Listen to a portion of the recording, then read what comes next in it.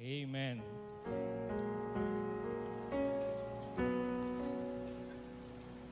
Ngayon po ay Life Group Sunday.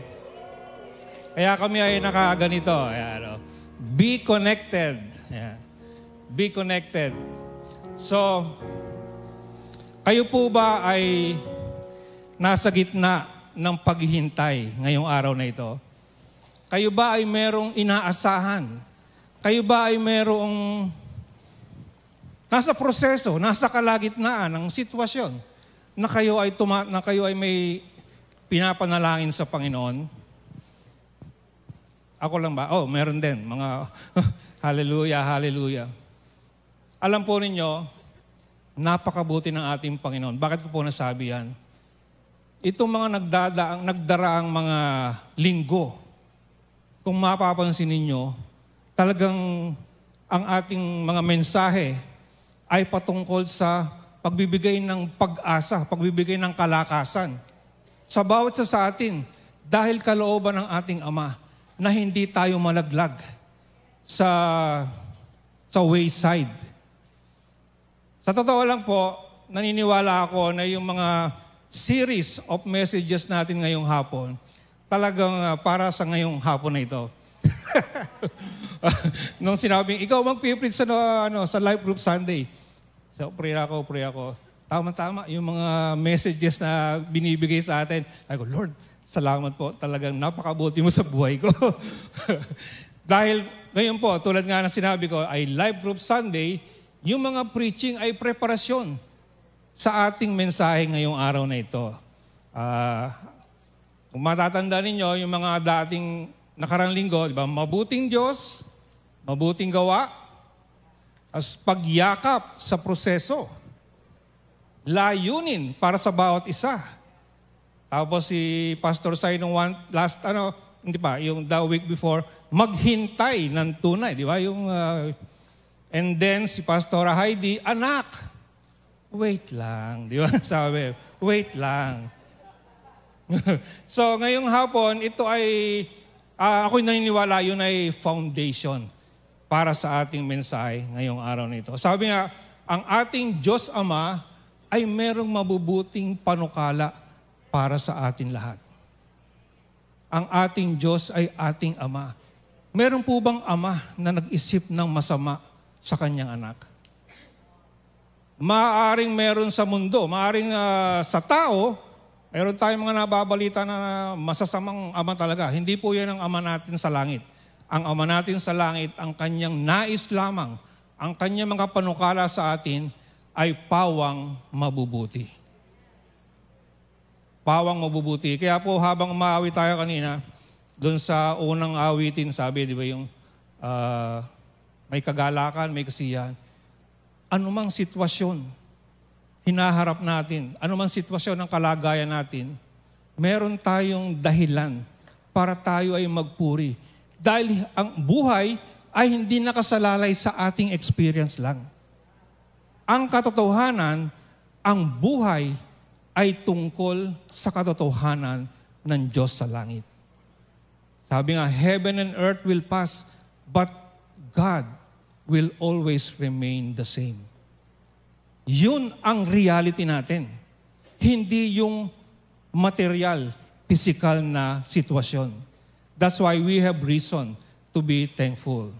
Mabubuting gawa, mabubuting mabubuting plano. At hindi lamang po yun. Meron ding inihandang mabubuting gawa ang Panginoon sa atin. Sabi nga dun sa Efeso 2:10,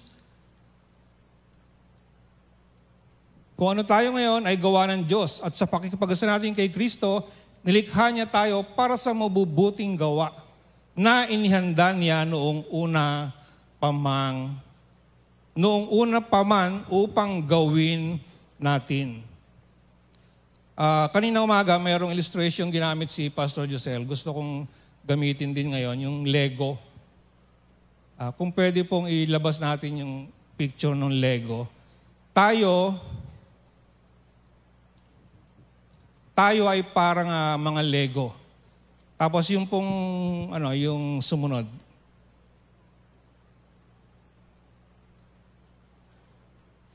Yan. Ito gusto kong bigyan ng pansin. God has prepared a masterpiece para sa ating lahat. Maganda ang plano ng Panginoon sa atin. Maganda ang panukala niya. Mabubuting plano at mabubuting gawa. Lahat po tayo may bahagi dito. Lahat tayo may bahagi dito. Kaya, there is a plan. God has wonderful plans for each and every one of us. God has good works prepared for us. And then pangalawang inilatag ng ating, pwede na pong ibaba. Pangalawang inilatag ng ating pastor ng mga nakaraang araw, linggo, there is a plan. May plano ang Panginoon and there is a promise. So, merong panukala, may pangako ang Panginoon para mangyari yung katuparan nung panukalang yon. Sabi nga sa 2 Pedro 1:4,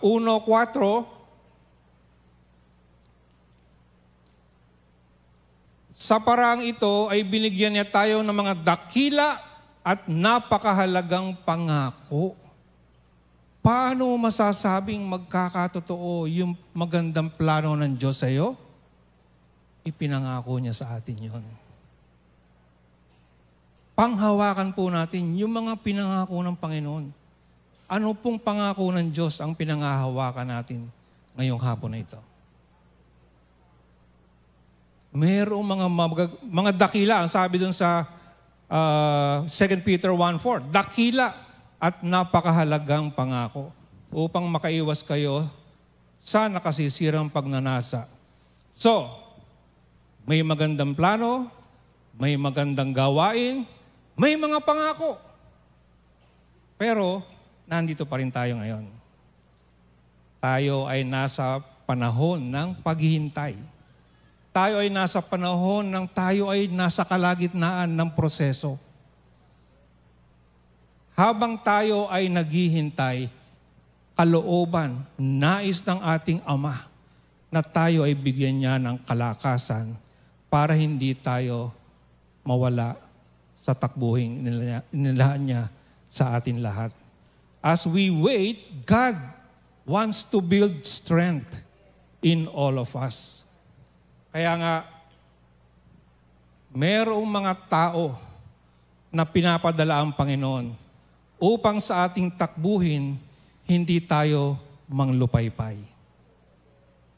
As we wait on the Lord, nagpapadala siya ng mga tamang relasyon.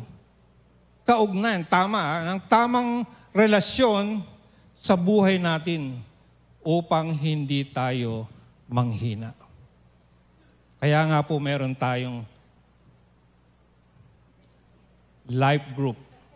Kalooban ng ating ng ating Ama, pangalaway ng ating mga pastor, na ang bawat isa sa atin ay magkaroon ng ibayong kalakasan sa takbuhin na inihanda ng Panginoon sa atin. Amen po ba doon? Naniniwala po ba kayo? Parang hindi kumbinsido. Kaya po merong life groups tayo.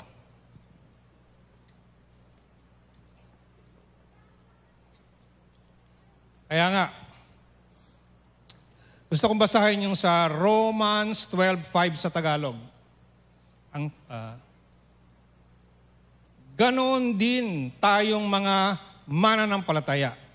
Kahit na marami tayo, iisang katawan lang tayo kay Kristo at magkakaugnay tayo sa isa't isa. Tulad nung Lego kanina, bawat isa sa atin, isang hindi illustration lang 'yon. Parang isang piyesa ng Lego. Pero yung isang piyesang 'yon, pag hindi napakabit sa isa pa, walang magandang masterpiece na mabubuo. Tayo po, ang plano ng Panginoon ay mapakabit sa ating mga kapatiran,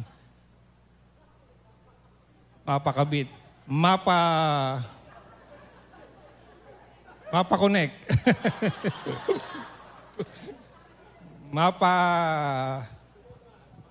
Diba?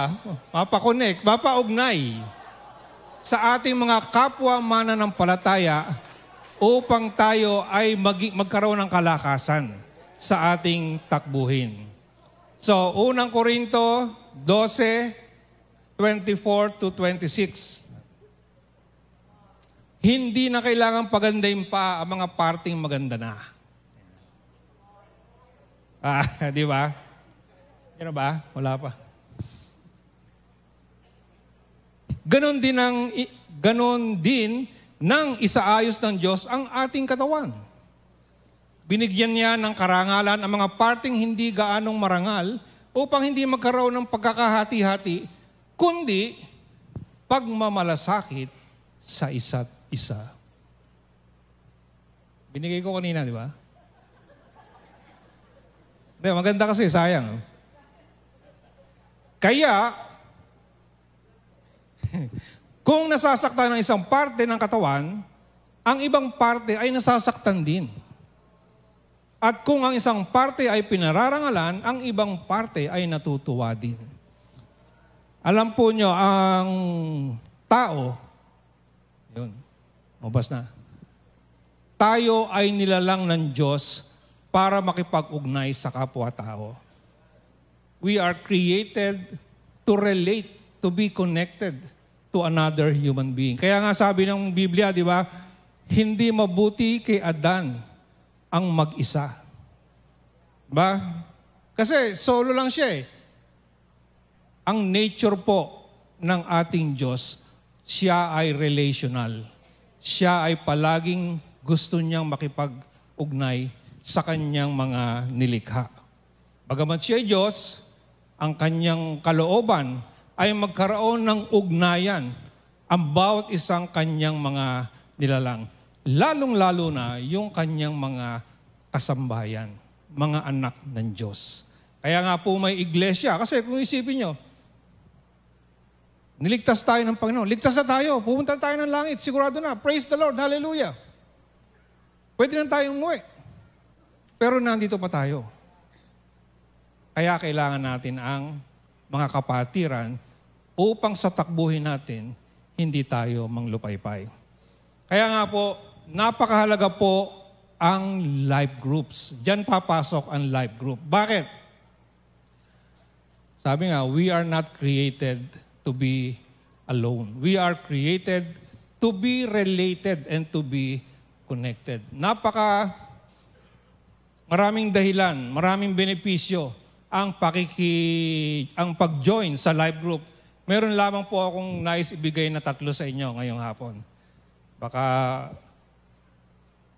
maubos ang oras ko. So, ano po ba ang mga benepisyo? Ano ba ang kahalagahan? Bakit mayroong life group? Ba't kinakailangang mag-join ng life group? Una, sa life group, nagiging mas personal ang buhay Kristiyano. The life group makes church personal. Nakaranas na po ba kayo nang pumunta kayo sa isang piging, sa isang salo-salo, na isang malaking bulwagan, papasok kayo doon, tapos wala kayong kakilala? Naranasan niyo po ba yon? Di po ba napaka-dreadful na feeling na meron kang pupuntahan na isang salo-salo, maraming tao, and yet wala ka namang kakilala doon. Ba't ka pa pupunta ron? The same is true with our Christian life. Dito po sa New Life, bagamat tayo, isang malaking bulwagan ito, di po ba napakasarap ng pupunta ka dito dahil nandito yung kaibigan mo, nandito yung kasama mo, nandito yung kapatiran mo, na alam mo na pag nagkita kayo, magkakaroon kayo ng palakasan sa isa't isa sa inyong takbuhing dinaranas. Kaya nga, ang New Life, bagamat tayo ay malaki, importante po na merong small group, life group, na sa pamamagitan nito, we can remain connected. Marami pa po sa atin dito, I believe, wala pang life group. That's why we have this life group Sunday. Gusto po namin talagang iengganyo ang bawat isa na maging party kayo ng life group dahil maraming namimiss kayo sa pag-iwas. Hindi pag-iwas, sa hindi pag-join ng life group. It is easy to get lost in a crowd, pero when you have a life group, it is easier to share our journey. Yan. Pag Sunday, talagang pista ang ating natatanggap. Di po ba? Pero importante po na yung ating tinatanggap pag linggo, Lunes, Martes, Miyerkules, Huwebes, Biyernes, Sabado, na-apply natin sa buhay natin. Sa life group, magkakaroon kayo ng encouragement. Magkakaroon kayo ng napoprocess yung mga katotohanan ng tinatanggap ninyo pag-araw ng linggo. Hindi pwede na kakain lang tayo ng araw ng linggo.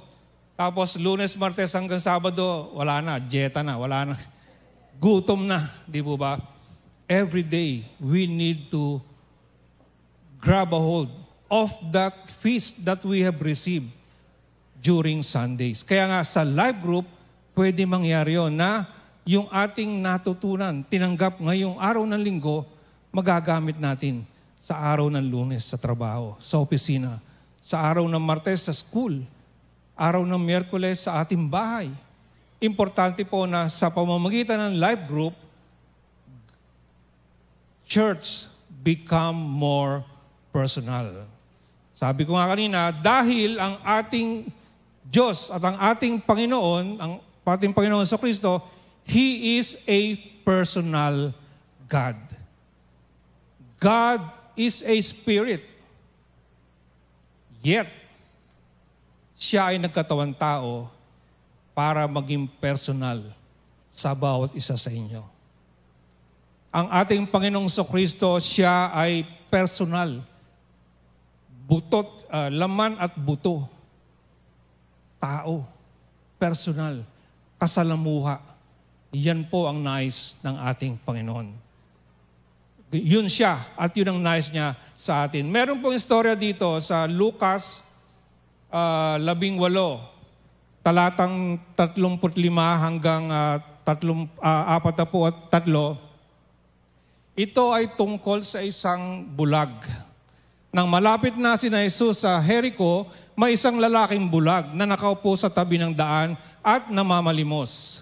Nang marinig niya ang maraming tao nagdaraan, nagtanong siya kung ano ang nangyayari. Sinabi sa kanya ng mga tao, dumadaan si Jesus na taga Nazaret. Sumigaw ang bulag, Jesus, anak ni David, maawa po kayo sa akin. Sinuway siya ng mga taong nasa unahan, pero lalo pa niyang nilakasan ang pagsigaw, anak ni David, maawa po kayo sa akin. Tumigil si Jesus. Yun po ang gusto kong pansinin natin. Ang Panginoon, meron siyang agenda.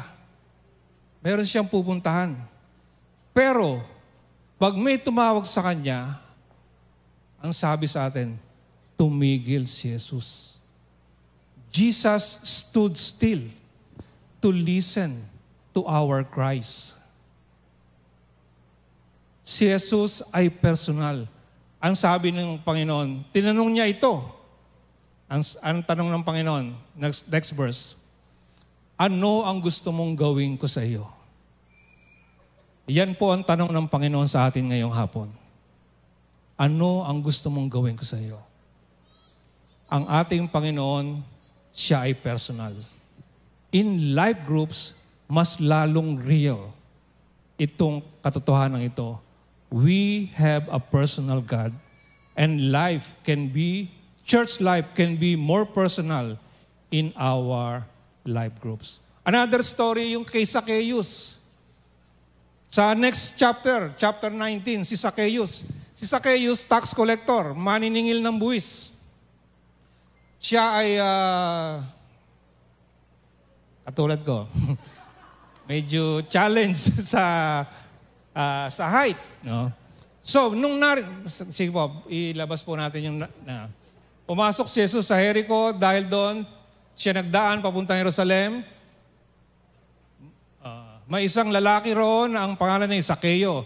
Siya ay mayaman at isa sa mga pinuno ng mga maniningil ng buwis. Gusto niya makita kung sino talaga si Jesus. Pero dahil pandak siya at marami ang tao doon ay hindi niya ito magawa. Kaya patakbo siyang nagpaunas at umakyat sa isang puno ng sikomoro upang makita si Jesus na dadaan doon. Pagdating ni Jesus sa lugar, tumingala siya at sinabi, Zaccheo, bumaba ka agad dahil kailangan kong tumuloy sa bahay mo ngayon. Again, ang ating Panginoon, He has an agenda, He has a plan, a purpose. And yet, He has time for Zaccheo. Alam ng Panginoon, Zaccheo, bumaba ka dyan, pupunta ako sa bahay mo. Ganun po ang ating Panginoon. Sa life group, madadanasan natin ang mas personal na relasyon sa ating Panginoon. At dahil dyan, ano po ang nangyari kay Zaccheo? Sabi ni Zaccheo, bibigay ko ang kalahati ng aking mga kayamanan. At kung meron akong, anong tawag doon? Yung naumit. Meron akong nargabyado, dinaya. Ibabalik ko yun. Makaapat na bahagi. Hindi bahagi. Makaapat na ikot. Sa life group, transformation happens. I believe in Sunday service, God can minister to each and every one of us. But, ang lasting na pagbabago talaga mangyayari sa life groups. Kung gusto nating mabago ang takbo ng buhay natin, yes, Sunday, dito tayo.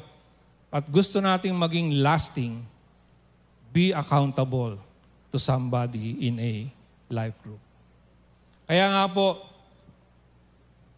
gusto kong bigyang parangal yung mga life group leaders natin na nandito ngayon. Pero po ba tayo mga life group leader? Maaari po bang tumayo? Yung mga life group leaders natin, kayo ang mga bayani ng New Life. Dahil sa inyo, ang spiritual life ng inyong mga miyembro ay nag-i-improve dahil sa inyong pagmamalasakit sa kanila. You are the extension ng puso ng ating Ama sa Langit at ng ating mahal na pastor. Hindi po madali yung inyong ginagawa. Alam natin yan. Sakripisyo talaga ang maging life group leader. Para kayong barangay captain. Takbuhan ng lahat, di ba? Diba ang buhay ng barangay captain, hindi biro. Buti pa nga yung mga konsihal, buti pa raw yung mga mayor, hindi masyadong attached. Pero pag barangay captain, lubog ka doon sa sitwasyon. How much more kayong mga life group leaders? We salute you. We honor you, life group leaders. Hallelujah. Pangalawang benepisyo, life group is a good place to grow. Sabi ko nga kanina, wala pong nais talagang mangyari ang ating Ama at ang ating mga pastor dito, kundi ang bawat sa atin ay lumago, maging mature. Di ba, anong tayo na born again, tayo ay para mga sanggol. Hindi po kalooban ng ating Ama na tayo ay manatiling sanggol. Di ba, si Easy Boy, cute. Pero hindi naman pwedeng gano'n na lang siya. 1 year old, 2 years old, 3 years old. Gusto rin nating mag-mature ang mga sanggol. In the same way po, tayo mga mananampalataya, wag nawang mangyari na 10 taon na tayong umatin ng new life, hindi pa rin nababago ang buhay natin. Hindi pa rin nagbabago ang karakter natin. Kalooban ng Panginoong tayo ay lumago, maging matatag, malakas, maging mature, para hindi tayo ika nga ay, winawasiwas ng demonyo. Ano yan? Yung, alam niyo ba yung winawasiwas? Hindi tayo, tisod-tisuran ng demonyo. Kundi tayo ang nagwawasiwas sa demonyo. Sa life group, maglalakas tayo, magkakaroon tayo ng enough strength to go through the process that we are experiencing. Kaya po, isang ginawa natin dito sa New Life, meron tayong growth track. Nais po natin talaga na ang bawat sa atin ay lumago sa takbuhin. Hindi manatili sa point number 1. Ika nga, manatili sa grade 1. Gusto natin ang bawat isa maging grade 2, maging grade 3, grade 4, 5, 6, hanggang high school, hanggang college. Yun po ang isang purpose ng growth track. Meron tayong link, immerse, flourish, and empower. So I encourage you, kung hindi nyo po alam yung growth track natin, go to next steps. Yan. So, kung tayo ay nagiging lumalalim ang ating ugat sa Panginoon at sa salita niya, ito po ay isang pagkakataon din. Sa pamamagitan ng life groups, pwede tayong mag-volunteer. Marami po mga life groups ang mga nagbo-volunteer sa NLCOM. Marami po mga life groups nagbo-volunteer sa prayer, nagbo-volunteer sa evangelism. Marami po mga gawain dito na kinakailangan ng mga volunteers. And sa pamamagitan ng life group, as you grow, then you can also have a chance to be a volunteer sa ating mga ministeryo. As you are connected, the possibilities for ministry and for spiritual life is endless.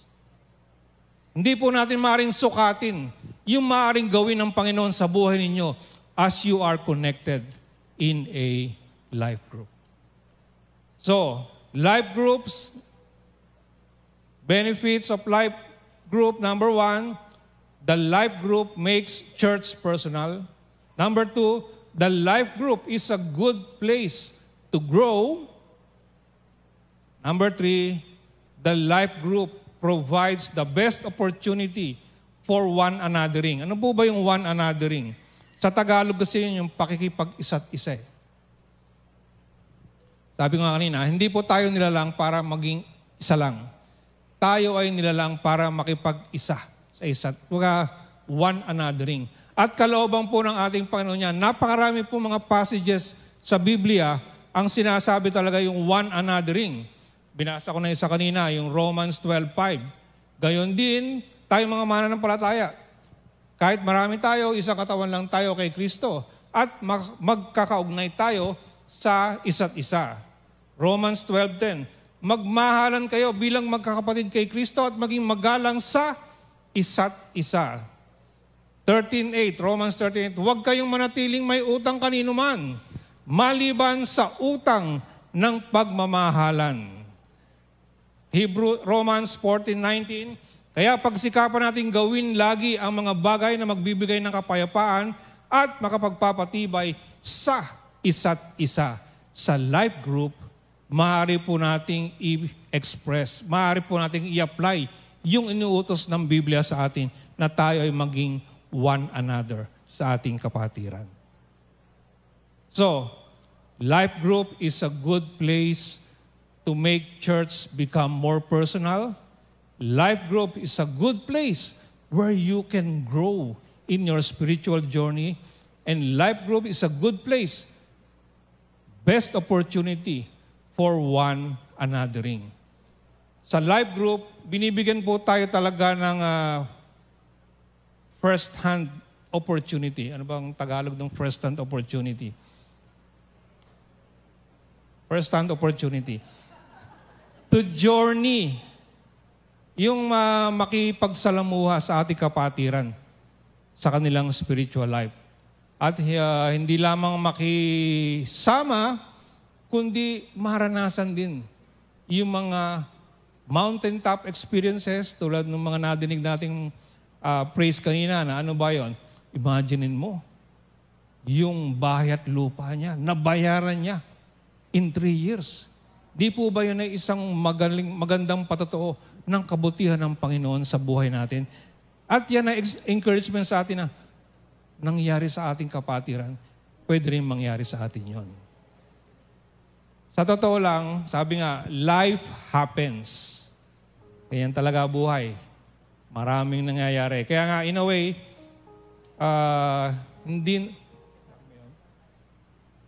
hindi na rin ako nagtataka.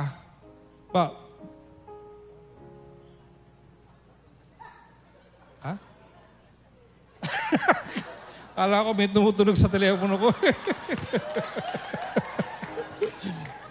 Parang may tumutunog sa akin. Ayos eh, no? Sarap ako. Sarap ako. Life happens. Talagang sa buhay, talagang anything can happen sa buhay, di ba? Ha? Paano nangyari yun? Buhay talaga, sari-sari ang pangyayari sa buhay natin. Kaya nga po, napakahalaga na tayo mayroong kasama sa ating takbuhin. Hindi tayo nag-iisa. Unang-unay kasama natin ang Panginoon at nagpapadala siya ng mga kapatiran na makakasama natin sa takbuhin natin. Who can add faith to us? Who will tell us? Who will help us? Who can encourage us not to quit in the waiting? Hindi po madali ang maghintay. Hindi madali yung nasa gitna ka na, di ba? Yung, ano yan eh, sa pag-exercise, di ba? Yung, ayoko na. Pero dahil meron kang life group member, di ba? Hindi, alika, kaya natin yan. Di po ba? Naranasan niyo ba yung nag-exercise na, ayoko na. Pero dahil meron kang kapatiran, di ba? Kaya ka, hindi, alika. Sa life group, maranasan po natin yan. So, in closing, gusto ko pong ibalik yung litrato, yung picture nung lubed na inilabas ni Pastora Heidi nung isang linggo, o ni Pastor Josel. Ang sabi sa atin, yan. Sabi sa Ecclesiastes 4:12, madali kang matalo kung nag-iisa ka. Pero kung may kasama ka, mahirap kayong talunin. Tulad din ng lubid na may 3 pilipit na hibla, mahirap itong malagot. Sabi sa atin, nung mga nakaraang mensahe, di ba? Yung wait on the Lord, ang ibig sabihin daw nun sa Hebrew is, the word is kava. The word also means be entwined. Kaya nga, di ba? Sa bawat isang hibla, yan ay isang buhay, isang karanasan. Pero pag tayo ay may mga kasamang mga hibla sa buhay natin, lumalakas tayo. As we are entwined with God and with each other, then we become stronger. Hindi tayo basta-basta mapapatid sa anumang pressure na ibinibigay ng buhay sa atin. Nagpapadala ang Diyos ng mga tao. Tamang relasyon, ha? May mga maling relasyon kasi. Napakahalaga na meron tayong tamang relasyon through our life groups na tayo ay tinawag upang maka-intertwine sa atin, maka-tirintas sa buhay natin. People who will stand with us in the fight. Yung life group leaders ninyo, sila ang number 1 cheerleader ninyo. Number 1, who believes that God's plans for you are good. Na hindi kalooban ng Panginoon manatili ka, nakasadlak sa problema.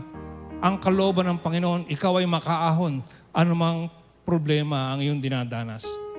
Sila ang mga tao na pinapadala ng Diyos sa atin upang makakasama natin, makapagdagdag ng kalakasan sa buhay natin. Ang ating Diyos ay mabuting Diyos. Ang kanyang mga plano ay mabubuti. Kaya nga, kung hindi pa po mabuti ang inyong sitwasyon, ibig sabihin, hindi pa tapos ang Diyos. Huwag po kayong manghinawa. Patuloy po kayong umasa sa Panginoon. Ang sabi nga doon sa Tagalog, doon sa wait, magtiwala, umasa. Kayo po ba ngayong hapon nakakadama na parang wala kayong kasama, kayo'y nag-iisa? Or para bang kayo ay nanghihina at gusto nyo nang give up? Ang Panginoon nagpapadala ng mga kapatiran sa inyo. Ito, the mere fact, itong Life Group Sunday na ito, ang Diyos ay nangungusap sa inyo, nagpapalala sa inyo, anak, sumama ka sa Life Group. Kailangan mo to. We are being sent by God to you this afternoon para i-remind kayo na kalooban ng Panginoong makaahon kayo sa inyong sitwasyon. God wants you to experience Him in a personal way. God wants you to grow as you wait in the process.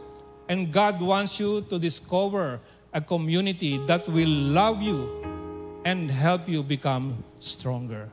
Ang tanong, tatalima ba tayo sa Diyos ngayong hapon? Kung kayo po ay naniniwalang kalooban ng Panginoon na kayo ay sumama sa life group, I encourage you, be connected. Go to our Next Steps lounge and people there will know what to